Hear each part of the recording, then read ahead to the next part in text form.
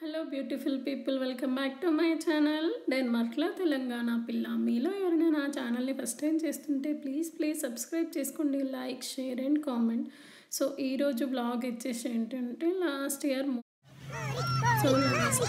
Modi sir Denmark వచ్చినప్పుడైతే ఇది వచ్చేసి అయితే ఎయిర్పోర్ట్ వెల్కమ్ చెప్పడానికి. సో అందరు ఇండియన్స్ మన ట్రెడిషన్లో అయితే రెడీ వచ్చి మన ఫ్లాగులు పట్టేసుకొని ఉన్నారు. సో అదే బెంజ్ కార్ ఆగింది కదా, అందులోనే ఉన్నారు నరేంద్ర మోదీ గారు. సో కాసేపు అయితే కిందికి దిగారు, ఒక 5 minutes. సో అందరికీ సెల్ఫీలు ఇచ్చి కాసేపు మాట్లాడి షేక్ హ్యాండ్స్ ఇచ్చి ఆటోగ్రాఫ్స్ ఇచ్చి సో పిల్లలతో కాసేపు మాట్లాడారు, పెద్దవాళ్ళతో కాసేపు మాట్లాడి సో తర్వాత అయితే స్టార్ట్ అయిపోయారు. ఇంకా చూడండి దిగుతారు. ఇక్కడ సెక్యూరిటీ మధ్యలోనే, బట్ కారు దిగిన వెంటనే ఇక్కడ మనంత సెక్యూరిటీ అయితే ఉండదు, ఎందుకంటే ఇది సేఫ్ కంట్రీయే కాబట్టి. సో చూడండి చాలా దగ్గర నుండి చూసే అవకాశం వచ్చింది. సార్ దిగారు కదా, అందరికీ హాయ్ చెప్తున్నారు. సో చాలా బాగా అనిపించింది.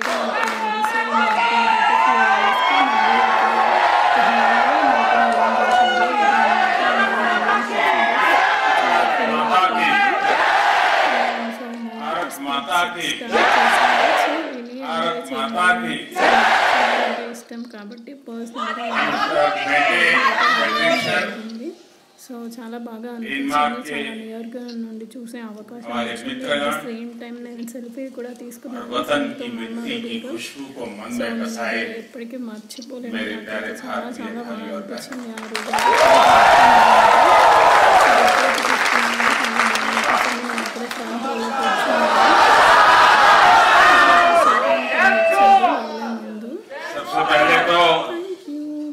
कंटिन्यू द वीडियो until मैं डेनमार्क के प्रधानमंत्री जी का हृदय से आभारी हूँ कि उन्होंने इतना समय हमें दिया। 2 नंबर कम है। मुझे मालूम है कि उन्हें సో తనే అన్నమాట మెట్టే ఫెడ్రిక్సన్ ఇక్కడ अगले काम के लिए कार्यक्रम के लिए डेनमार्क प्राइम बीच में से निकलना पड़ेगा। मैं उनसे भी आग्रह करूंगा कि आप संकोच मत कीजिए। अगर मेरा थोड़ा लंबा चल जाए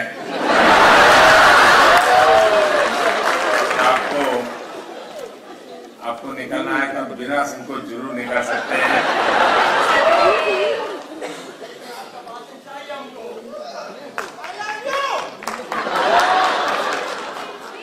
आप लोगों ने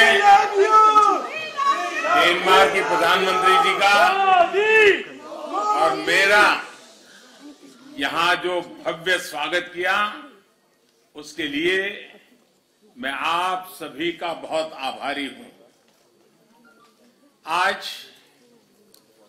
प्रधानमंत्री फेडरिक्सन का यहां होना इस बात का प्रमाण है कि भारतीयों के प्रति उनके दिल में कितना प्यार और सम्मान है।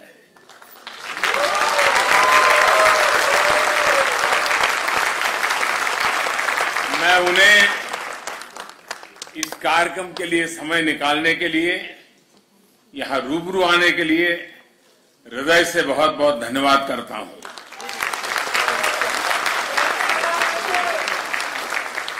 साथियों, कोरोना के कारण बहुत समय तक सभी की लाइफ एक तरह से वर्चुअल मोड में ही चल रही थी। अब ऑनलाइन से हमें ऑफलाइन जाना है, और हकीकत ये भी है कि ऑफलाइन ही लाइफलाइन है।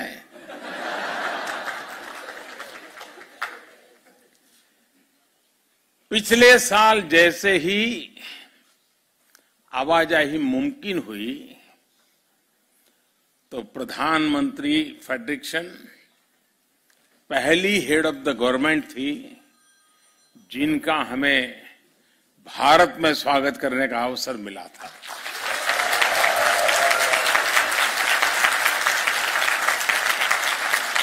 ये भारत और डेनमार्क के मजबूत होते संबंधों को दिखाता है।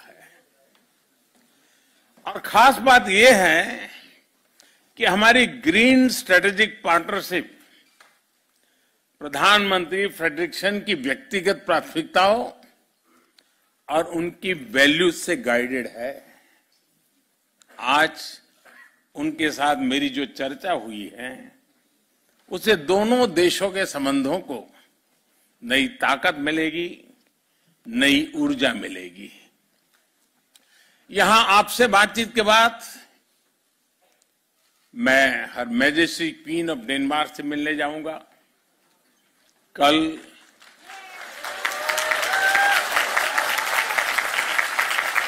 नॉर्डिक इंडिया समिट में नई संभावनाओं की तरफ हम बढ़ने वाले हैं।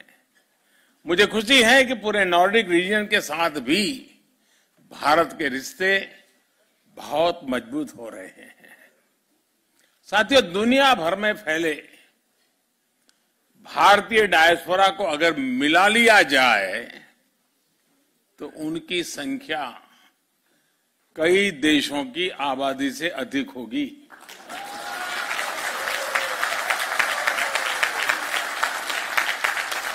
उनका पहनावा, खान पान भले ही अलग अलग हो, लेकिन हमारी सोशल हार्मनी, वननेस और को एग्जिस्टेंस की जो वैल्यूज सभी भारतीयों में एक समान है और यही हमारी ताकत है।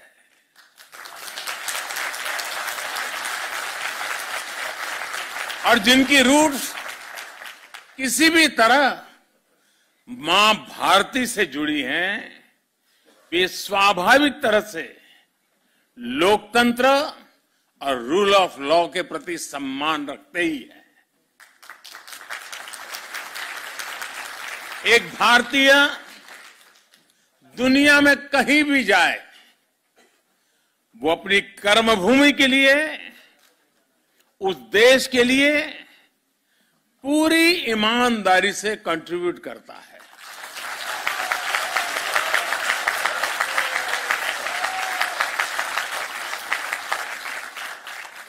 अनेक बार जब मेरी वर्ल्ड लीडर से मुलाकात होती है तो अपने देशों में बसे भारतीय समुदाय की उपलब्धियों के बारे में मुझे बड़े गर्व से बताते हैं। वे इंडियन कम्युनिटी के परिश्रम और शांतिपूर्ण नेचर की सराहना करते थकते नहीं है।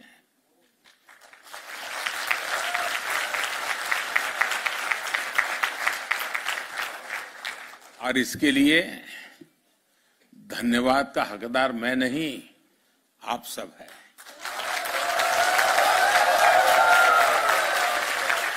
आप लोगों का व्यवहार, आप लोगों के संस्कार, ये उसके मूल में है। और इसलिए मैं सबसे पहले ये जो बधाइयां मुझे मिलती हैं वो सारी आपको समर्पित करता हूं।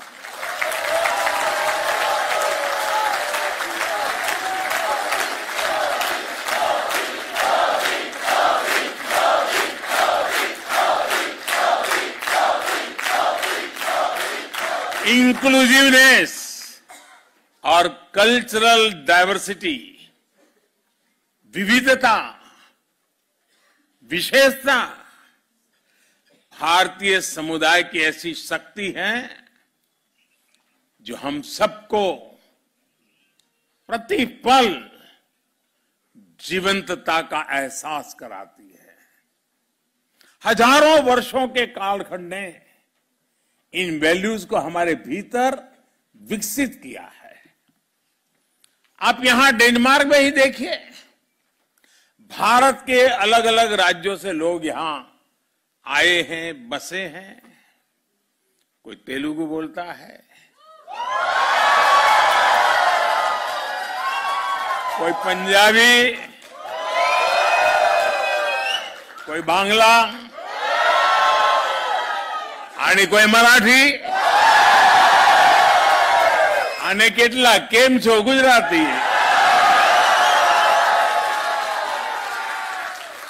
तो कोई तमिल वणक्कम से शुरू करता है, तो कोई मलयाली, कोई उड़िया जय जगन्नाथ, कोई कन्नड़ा, कोई असमिया, भाषा कोई भी हो, लेकिन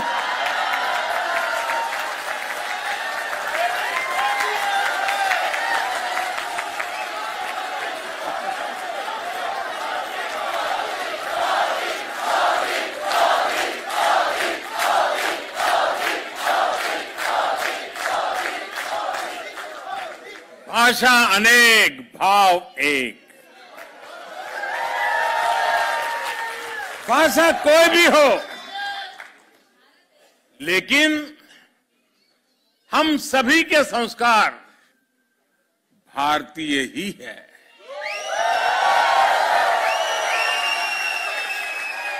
हमारी खाने की थाली बदल जाती है, टेस्ट बदल जाता है, लेकिन स्नेह से बार बार आग्रह करने का भारतीय तरीका कभी नहीं बदलता है। और हमें मालूम है कुछ लोगों को तो आग्रह करने का ऐसा स्वभाव होता है कि नमक के लिए भी कर देते हैं।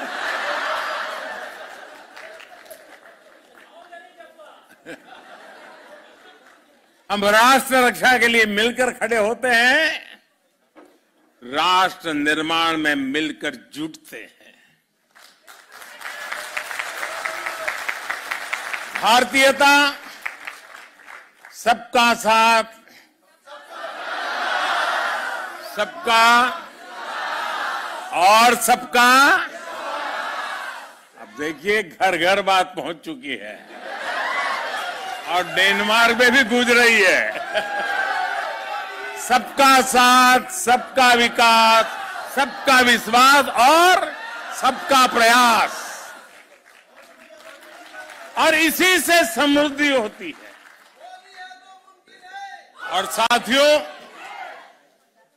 वसुधैव कुटुंबकम यानी वन वर्ल्ड, पूरा विश्व एक परिवार, हमारा ये कंसेप्ट व्यापार कारोबार की अवधारणा से भी बहुत विस्तृत है, बहुत व्यापक है, बहुत गहरा है, हिमालय से भी ऊंचा है। हमारी वन वर्ल्ड की अवधारणा अपनत्व पर, बंधुत्व पर, संवेदनशीलता पर, सम्मान पर टिकी है। 21वीं सदी का भारत भी नए ग्लोबल ऑर्डर के लिए इसी विजन को लेकर आगे बढ़ रहा है। साथियों, आज भारत जो कुछ भी हासिल कर रहा है, वो उपलब्धि सिर्फ भारत की नहीं है, बल्कि वो करीब 1/5 ह्यूमैनिटी की उपलब्धि है। कल्पना कीजिए कि अगर भारत में हम वैक्सीनेशन को हर परिवार तक नहीं पहुंचा पाते तो उसका दुनिया पर क्या असर होता। अगर भारत मेड इन इंडिया सस्ती और प्रभावी वैक्सीन पर काम न करता, बड़े स्केल पर प्रोडक्शन न करता, तो दुनिया के अनेक देशों की स्थिति क्या होती।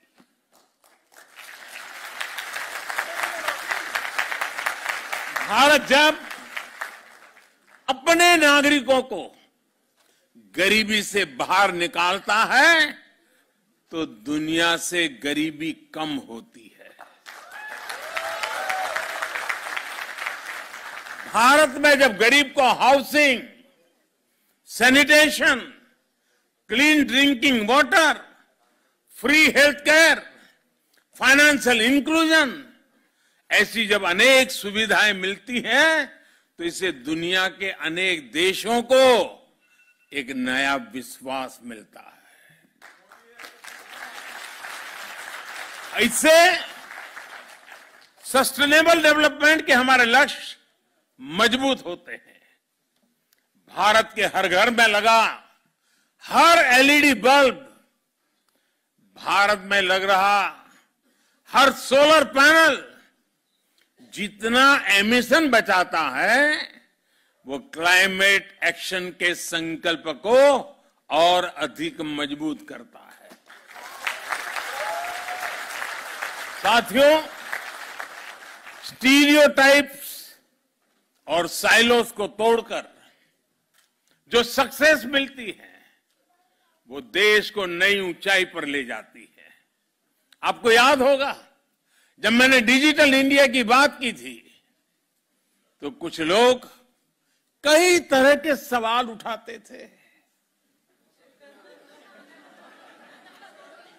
हिंदुस्तान में डिजिटल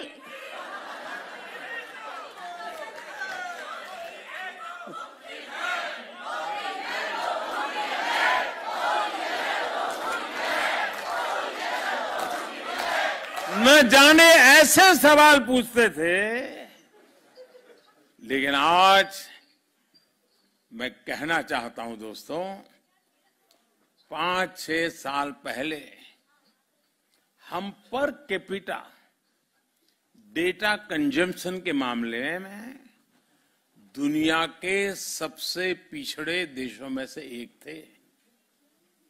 ये मैं बहुत दूर की बात नहीं कर रहा हूं, 5-6 साल पहले। लेकिन आज स्थिति एकदम से बदल गई है।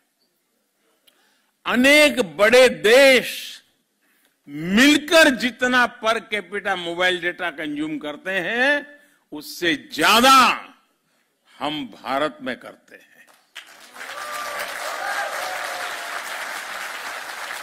सबसे बड़ी बात यह है कि आज जो भी नया यूजर जुड़ रहा है वो शहरों से नहीं है, दूर सुदूर जंगलों में रहने वाले भारत के छोटे छोटे गांव है दोस्तों।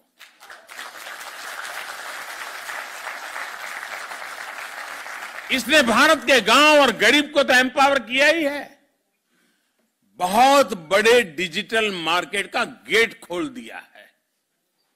और यही तो है नए भारत की रियल स्टोरी।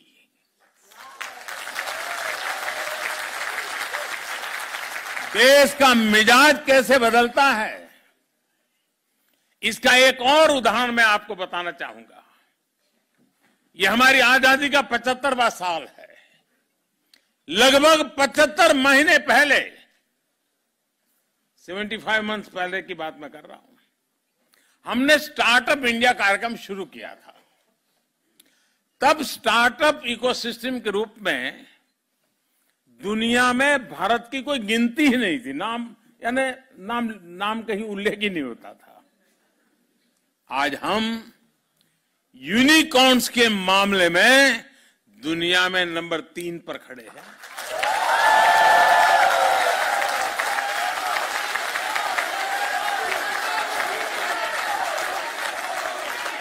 आज स्टार्टअप्स के मामले में दुनिया का तीसरा सबसे बड़ा इकोसिस्टम हिंदुस्तान है।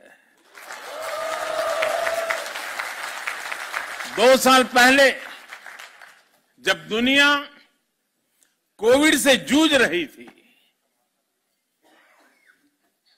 मौत कब आकर के धमकेगी, परिवार में कौन मुसीबत में फंस जाएगा, बाहर निकल पाएंगे कि नहीं निकल पाएंगे, उस समय संकट के बादल घिरे हुए थे, चिंताएं चारों तरफ फैली हुई थी। उस समय भारत का नौजवान, उस स्थिति को याद कीजिए दोस्तों, भारत का नौजवान करीब करीब हर महीने एक यूनिकॉर्न बना रहा था।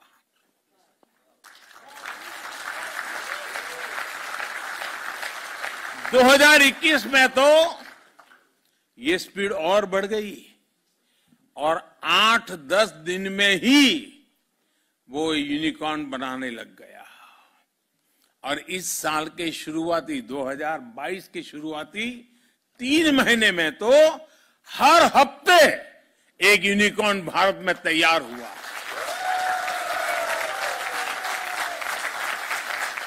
साथियों, भारत की ताकत, और ये बात दुनिया भी धीरे धीरे समझने लगी है। भारत की ताकत जब बढ़ती है तो साथियों, मेरे शब्दों में विश्वास करिए, दुनिया की ताकत भी बढ़ती है।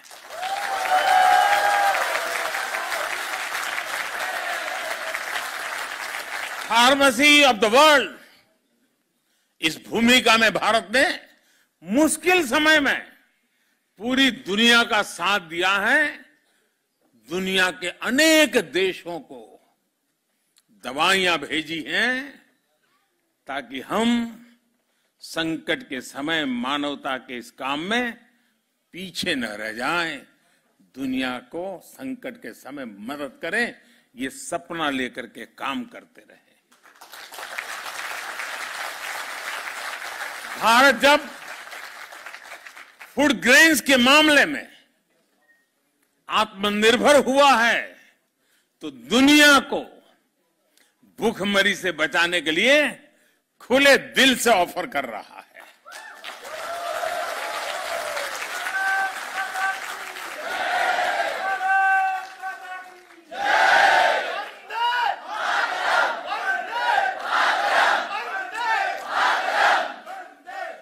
आईटी के मामले में भारत की ताकत बढ़ी तो इस सदी के बड़े संकटों के दौरान भारत ने दुनिया की मदद की।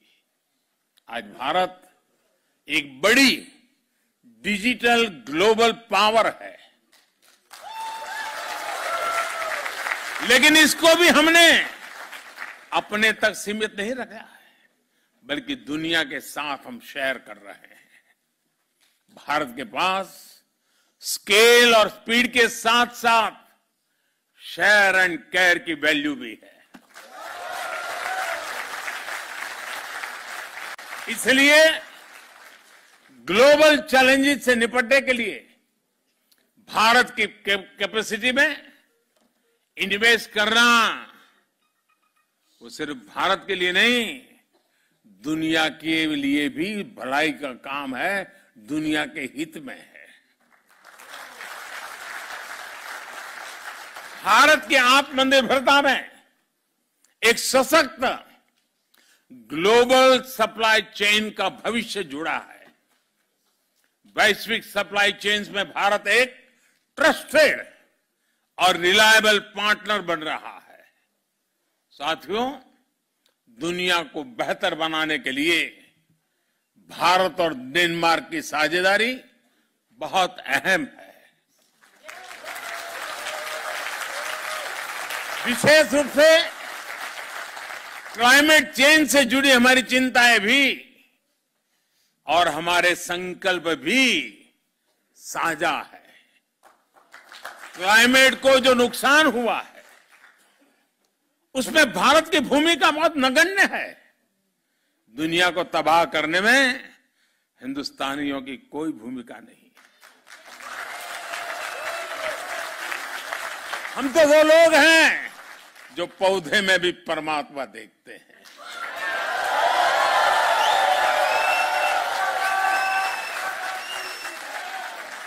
हम वो लोग हैं जो नदी को मां मानते हैं।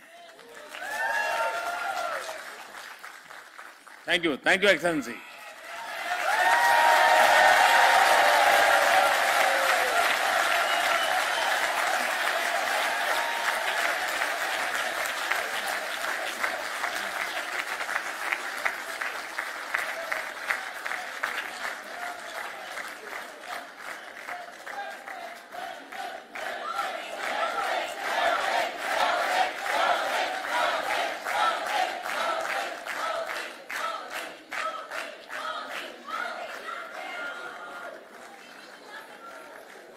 इतने व्यस्त समय में भी प्रधानमंत्री जी का यहाँ आकर के बैठना, हम सबसे बात करना, ये आप लोगों के प्रति उनका कितना प्यार है उसका ये उदाहरण है।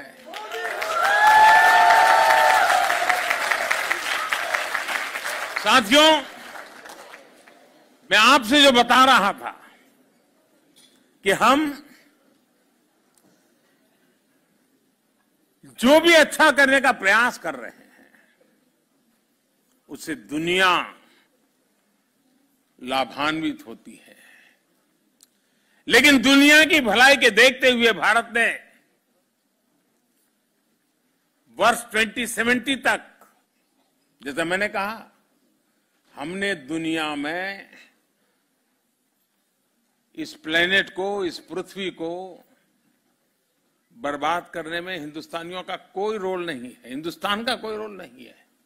उसके बावजूद भी भारत ने वर्ष 2070 तक नेट जीरो का संकल्प लिया है।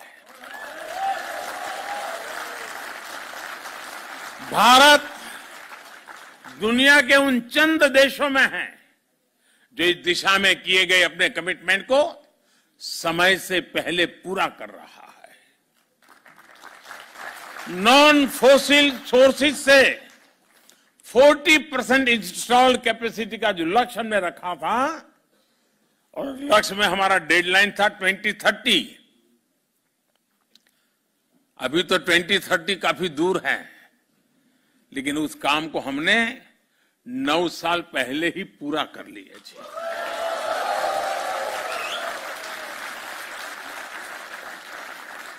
भारत में आज हम बहुत सस्ती सोलर एनर्जी पैदा कर रहे हैं।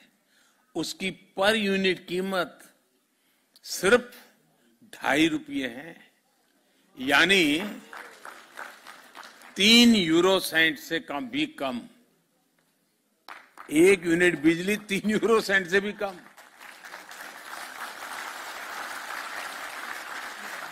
और हमारी कोशिश है कि उसको हम 2.5 रुपये से और नीचे ला करके 2 रुपये तक ले जाने की कोशिश कर रहे हैं। लेकिन साथियों, हमें यह भी मानना होगा कि वैश्विक क्लाइमेट एक्शन अभी तो कहीं सफल होता नजर नहीं आ रहा है। दुनिया जहां थी वहीं ठहरी हुई है। इक्के दुक्के अपवाद कुछ कर पाते होंगे, लेकिन हम कर पा रहे हैं। इसका कारण क्या है? इसका कारण यह है कि हम क्लाइमेट एक्शन को सरकारों की, मल्टीलेटरल संस्थाओं की जिम्मेदारी के रूप में देखते रहे हैं। जब तक सोसाइटी इससे जुड़ा महसूस नहीं करेगी, मोदी मोदी करने से नहीं होता है।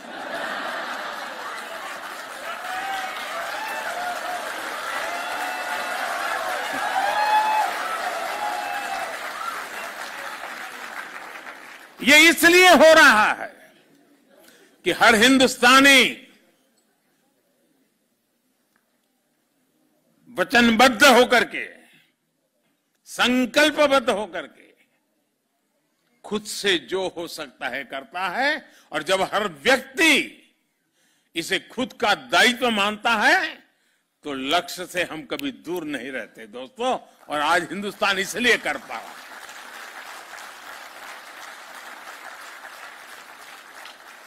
इस समस्या के समाधान में विश्व के अनेक विचार चल रहे हैं, अनेक योजनाएं चल रही हैं, अनेक एनजीओ भी अपनी दुनिया चला रहे हैं। बहुत कुछ हो रहा है, अलग अलग तरीके से हो रहा है। लेकिन हाँ, भारत ने एक नया विचार रखा है, आग्रह किया है। और मैंने ग्लासगो जब आया था तो मैंने एक शब्द में उस बात को वर्णित किया था, और मैंने कहा था हमें लाइफ पर फोकस करना है। Life, LIFE। और जब मैं लाइफ बोलता हूं तो मेरा कहने का तात्पर्य होता है life style for environment. Life style for environment को प्रमोट करने का आज समय की सबसे बड़ी मांग है।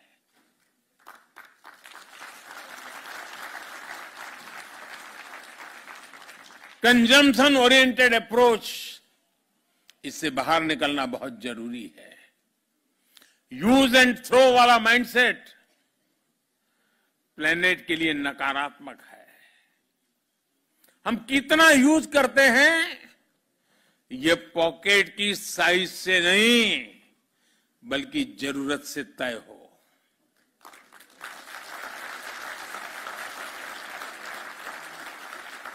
हम जरूरत से ज्यादा जो भी यूज कर रहे हैं उससे दुनिया में कोई न कोई वंचित हो रहा है। उससे दुनिया के किसी कोने में नेचर को एक्सप्लॉइट करने का दबाव बढ़ रहा है। इस सेंस ऑफ रिस्पॉन्सिबिलिटी को हमें अपनी फैमिलीज में जागृत करते रहना होगा और हर भारतीय को दुनिया में जहां जाए वहां इन हमारे संस्कारों को प्रकट करते ही रहना चाहिए। मुझे विश्वास है कि डेनमार्क और भारत साथ मिलकर विश्व की कई समस्याओं के लिए इनोवेटिव समाधान तलाश सकते हैं। ऐसे समय में जब हम आजादी का अमृत महोत्सव मना रहे हैं तब हमारी ये साझेदारी और अहम है। डेनमार्क भारत के व्हाइट रिवॉल्यूशन में हमारे साथ था, अब हमारे ग्रीन फ्यूचर में हमारा मजबूत साझेदार बन रहा है।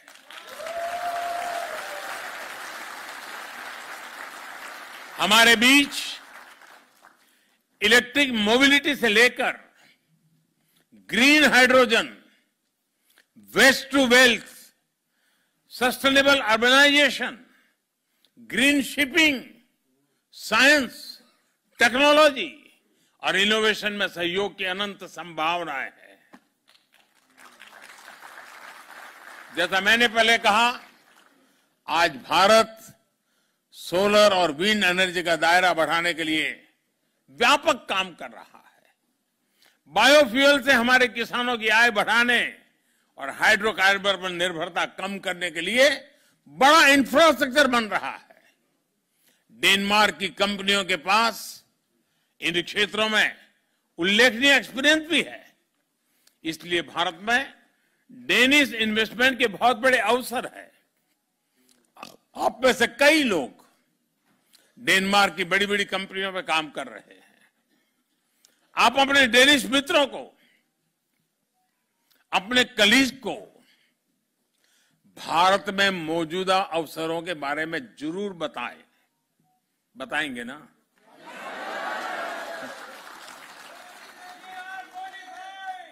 ऐसा ना हो कि मोदी जी ने हमको तो परोस दिया लेकिन हम किसी को परोसेंगे नहीं।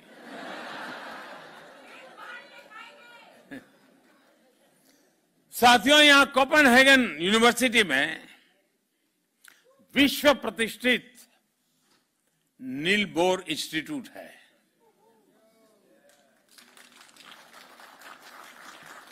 आप सभी नील बोर के बारे में अवश्य जानते होंगे। फंडामेंटल फिजिक्स के इतिहास में वे सबसे इलस्ट्रियस व्यक्तियों में से एक है।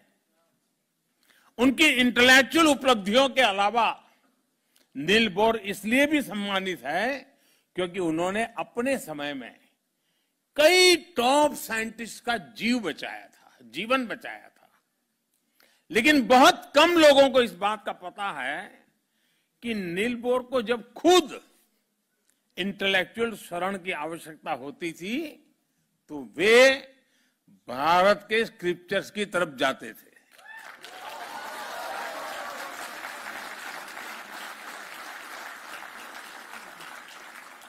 उनका यह वाक्य बहुत प्रसिद्ध है और वो कई बार उसका उल्लेख करते थे। I go to the Upanishad to ask questions.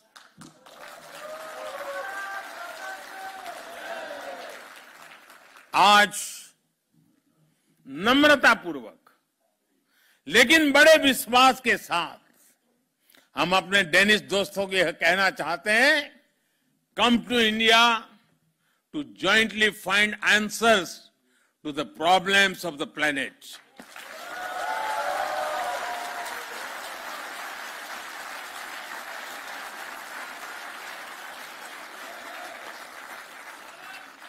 साथियों, जब मैं आपके बीच में आया हूं और मेरे ये डेनमार्क की पहली विजिट है,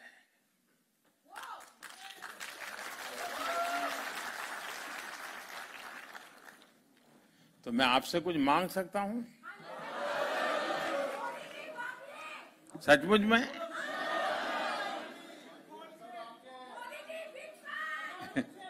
अब मैं मांगूंगा और आप मानेंगे नहीं तो? मानेंगे लेकिन अगर करेंगे नहीं तो? पक्का करेंगे? कितने लोग हैं जो वादा पूरा करेंगे?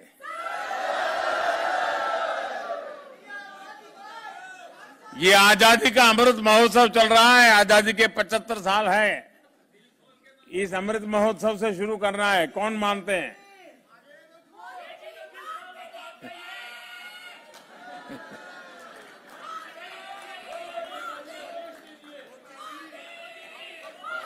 अगर आप मानने वाले हैं तो मैं बताऊं, मैं देख रहा हूं कि धीरे धीरे आवाज कम हो रही है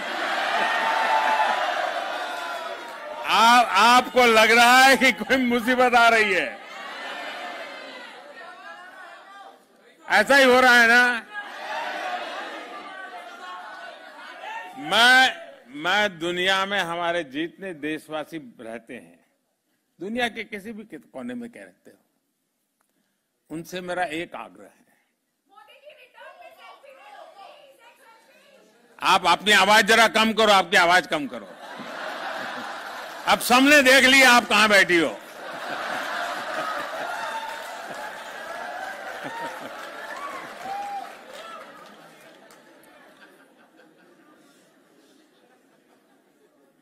मुझे कोई बहुत बड़ा गंभीर बात बताने वाला नहीं, बस सामान्य बात है, बहुत छोटी।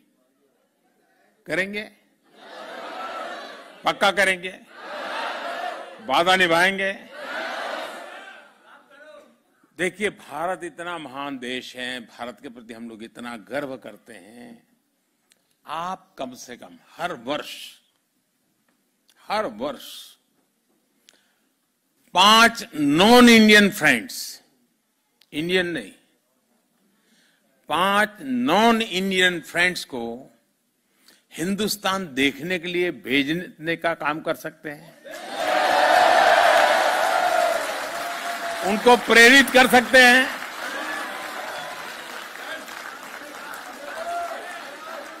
अभी से टारगेट कीजिएगा, हाँ इन 5 को तो मुझे हिंदुस्तान देखने के लिए भेजना है, और फिर उसको समझाइए। देखिए, हमारे यहां दक्षिण में ये है, तमिलनाडु में ये है, ओडिशा में ये है, बंगाल में ये है, जाइए। आपको कल्पना है दोस्तों, आप दुनिया की कितनी बड़ी ताकत बन जाओगे। फिर ऐसा मत करना कि वहां डायरेक्ट फ्लाइट नहीं है,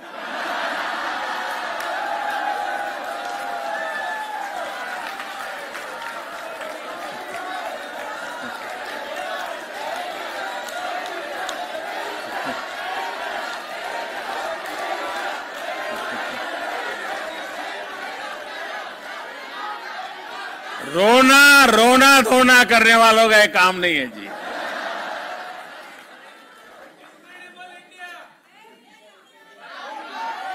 एक जमाना था जब हवाई यात्राएं नहीं थी, मेरा देश ऐसा था कि दुनिया के लोग हजारों किलोमीटर पैदल यात्रा करके मेरा देश देखने के लिए।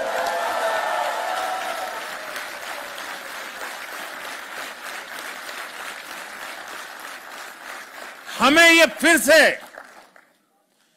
से ये वातावरण बनाना है। और आप देखिए, देखते ही देखते दुनिया के लिए एक ही डेस्टिनेशन बन जाएगा, चलो इंडिया।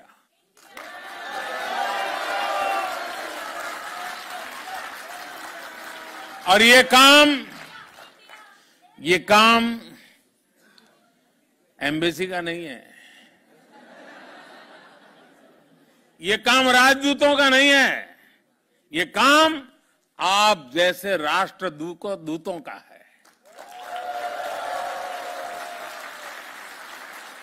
राजदूत तो एक होता है, राष्ट्रदूत लाखों की तादाद में होते हैं। तो करेंगे। अब कुछ आवाज में दम है। चलिए दोस्तों, मुझे बहुत अच्छा लगा, आप सबसे मिलने का मौका मिल गया और आप लोगों का उत्साह, उमंग पूरे हिंदुस्तान में खबर पहुंच गई होगी। आप भी तो वहीं से लाइव करते होंगे शायद बैठे बैठे। बहुत बहुत धन्यवाद दोस्तों। भारत माता की, भारत माता की, भारत माता की। वंदे वंदे वंदे वंदे वंदे वंदे वंदे वंदे वंदे। वो